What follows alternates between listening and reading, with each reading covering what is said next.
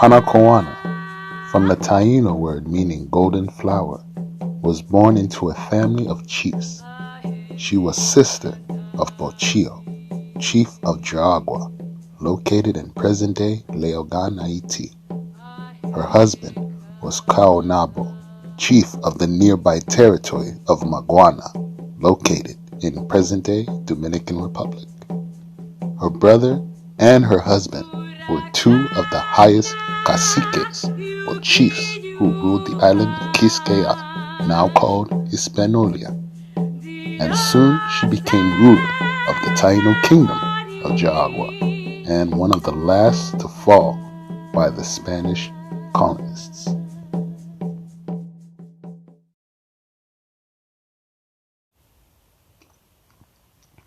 Even though she was of high royalty, she was celebrated as a composer of ballads and narrative poems called aritos.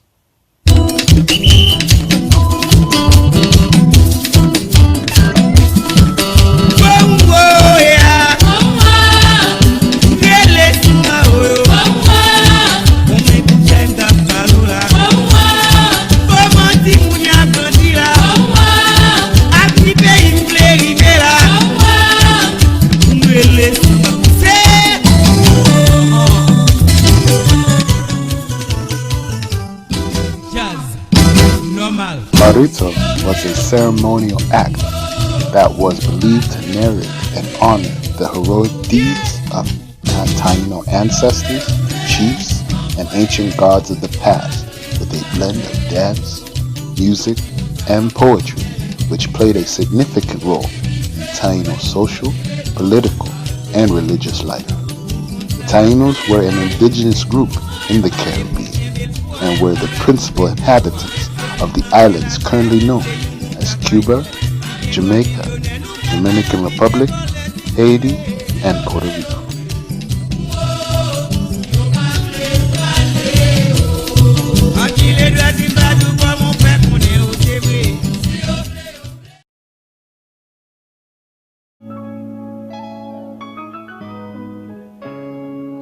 However, the Taino experienced chaotic times since the Spaniards arrived in 1492.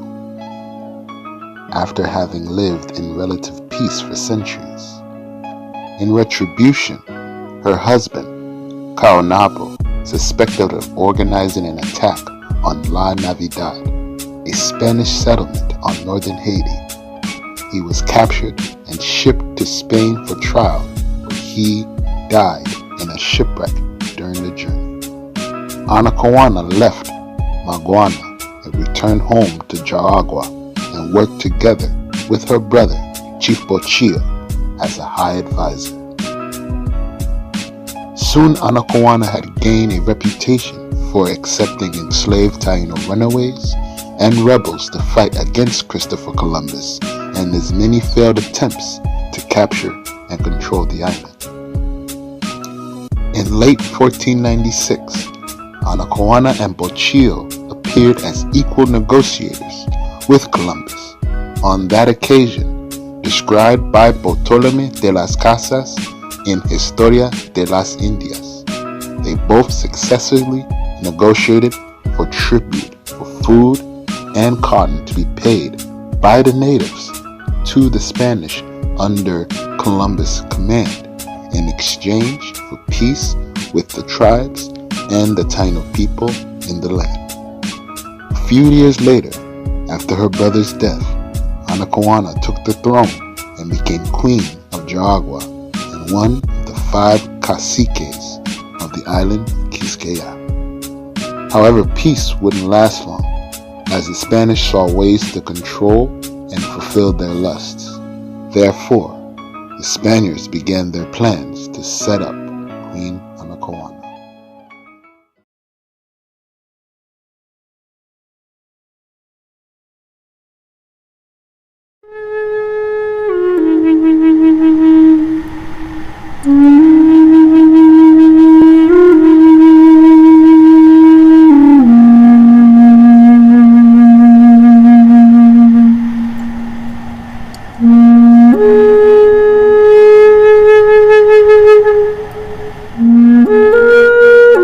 the Columbus family was considered to be made up of ineffective conquerors, a new radical governor, Nicolas de Ovando, was sent to Hispaniola to replace Columbus and his successors. A feast was organized by the 5 regional chieftains, or caciques, and their officials, including the newly crowned golden flower, Anacaona.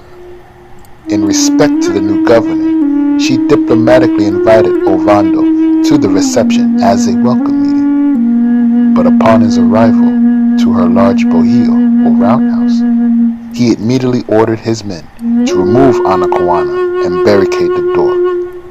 Then he ordered the bohío to be set on fire.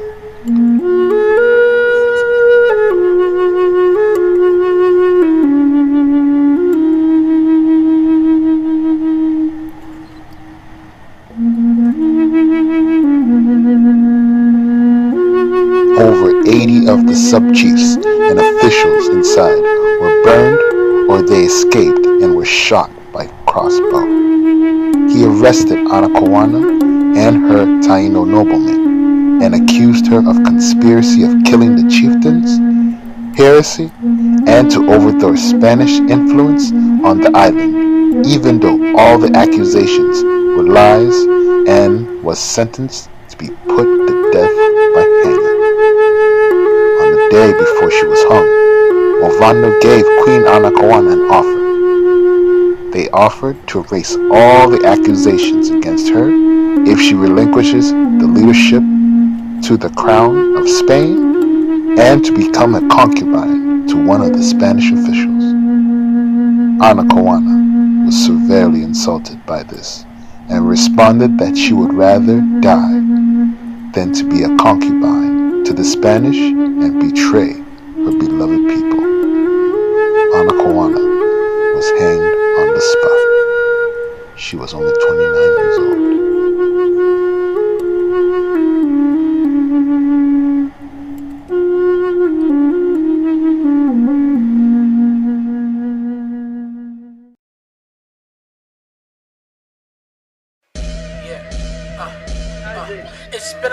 Anacaona is known today as a fearless, dignified Caribbean icon and a symbol of resistance against tyranny. A woman who opposed the Spanish invaders and became a hero and protector of Quisqueya. Her legacy continues on through the poetry, music, and dance of a true great queen. She said, from Mother Earth, I came out a blissful seed, a golden flower, everybody found. Never forget.